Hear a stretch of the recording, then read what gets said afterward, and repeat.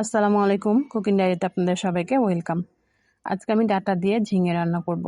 আমি কড়াইতে প্রথমে দিয়ে দিচ্ছি ডাঁটা, সাথে দিয়ে দিলাম ঝিঙা, দিয়ে দিচ্ছি পরিমাণ মতো লবণ, হলুদের গুঁড়া, মরিচের গুঁড়া, জিরে গুঁড়া, ধনিয়া গুঁড়া এবং আদা রসুন বাটা দিয়ে আমি এখানে এখন পরিমাণ মতো পানি দিয়ে নিচ্ছি।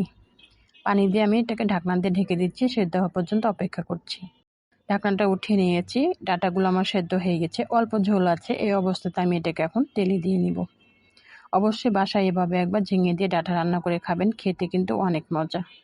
আমি এটা তেলে দিয়ে নিব। যেন কড়াইতে প্রথমে দিয়ে দিলাম পেঁয়াজ কুচি, দিয়ে দিচ্ছি তেল, দিয়ে আমি এটাকে নেড়েচেড়ে ভেজে নিচ্ছি। পেঁয়াজটা আমার ভেজে নেওয়া হয়ে গেছে, আমি এখন ডাঁটাগুলোকে দিয়ে দিচ্ছি।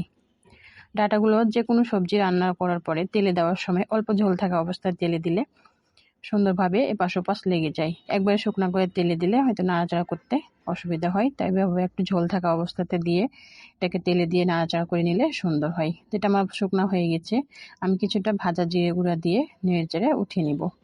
তা আশা করছি আমার ডাঁটা রান্নাটা আপনাদের কাছে ভালো লেগেছে। ভালো লাগিয়ে থাকলে অবশ্যই লাইক, কমেন্ট, শেয়ার করে দিবেন। তো আমার ভিডিওটি পুরোটা দেখার জন্য আপনাদের অসংখ্য ধন্যবাদ। সবাই ভালো থাকেন। আল্লাহ হাফেজ।